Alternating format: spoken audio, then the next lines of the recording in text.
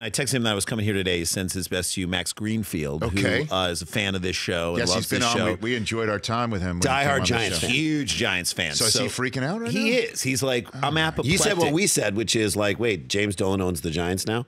Like, what are they doing? What are they doing? I mean, they're making worse decisions than James Dolan, who is in a blues band. You know, that's like the worst decision he's made. JD in the straight shot. Don't send. Please, if you dear send God. me that Don't direction. send any. The gravitational pull of the Dolan wormhole. On I this know. Show. I went down one at the end of last hour. We heard it, and the Giants are like the kind of like if the Giants were in your fantasy league, they would be like, "Hey, I got to take a kicker first. He gets me 10 points every week." There'll be plenty of them in the last rounds, and they're just like, let's take him first. It's just easy. It is low-hanging fruit with the Giants right now. It kind of is. But we have no idea. This kid could be great. He sure could. I hope he's great. We have no idea. We don't. Zero. I would love idea. The only problem is that the only confidence level that the Giants fans can have is like, okay, who's the guy who's making these choices? Right. And his track record in recent days with Giants fans and also what he did in Carolina, just, you know what? We're just going to take Josh Norman and let him walk. We're going to rescind because I'm going to be, petulant or he's being petulant. Right. I'll show him. I'll just let him walk for nothing and make his king's ransom in Somewhere the NFC. else. So, okay, in the division where he is right now. Right. Exactly. Then Landon Collins goes to that same team. Then he chooses this quarterback from Dave Brown's alma mater. And Dave Brown, again, for fans who may not know, was the supplemental draft choice that Giants fans hoped would bridge the success from Parcells onward. Right. Did not happen. So all of that together, you put it in a hopper, and it comes out, who the hell is this guy and what's he doing? He could really be terrific. What if he is great? And I hope he's great. And I would love to see, you know how Vegas always has a line for everything. Like, what if he's more successful than Zion Williamson?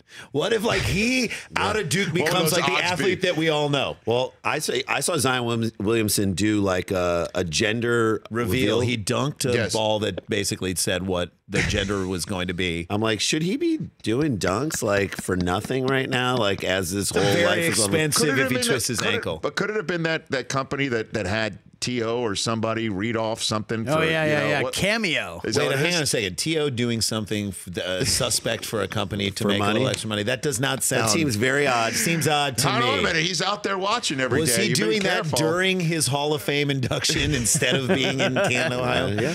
By the way, I think Giants fans would take Daniel Jones being more successful than Ala Abdel Nabi now. If you want to choose Duke basketball player, they would rather have that. Daniel Jones, Ala Abdel Nabi right here. Let's just, it is one of those things where did Max or does he know any Giants fans who have put the eye test on, watched Duke football? Like, who has watched a Duke football game that did not go to Duke? Not a lot of people, but including people at Duke. I think the argument is, though, even if he turns out to be good, he still would have been around later. So use that first pick for some other high value. Because they were trying to make the case that, like, he's going to be gone. He wasn't going to be gone. I mean, like you think 16. about like who Drew Lock the Broncos kept trading down, and Drew Lock was still there. Well, I'm running the risk that Mike Del Tufo is actually listening to what we're talking about right now. Well, there's really no shot of that. He's asleep. Do you have the Dave Gettleman soundbite, please, sir, that we talked about prior to the show? Where he says we had to get him. Where he said we had to get him. And then, and again, just listening to him, too, this is another part of the issue.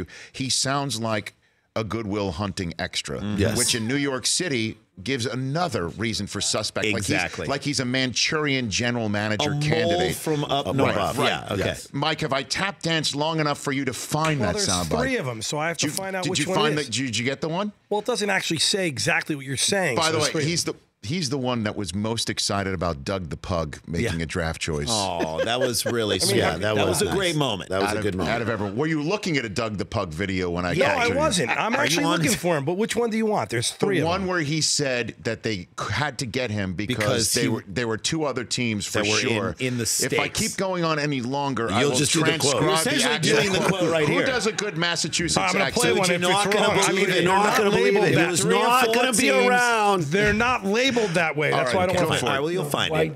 didn't you wait until 17? Well, I know for a fact there were 2 teams that would have taken him in front of 17. I know that for a fact. So, Tom, it's tough. It really is. It wasn't easy for me to pass up Josh Allen. It was, that for me, my background, that was very, very difficult. But I think that much of Daniel Jones.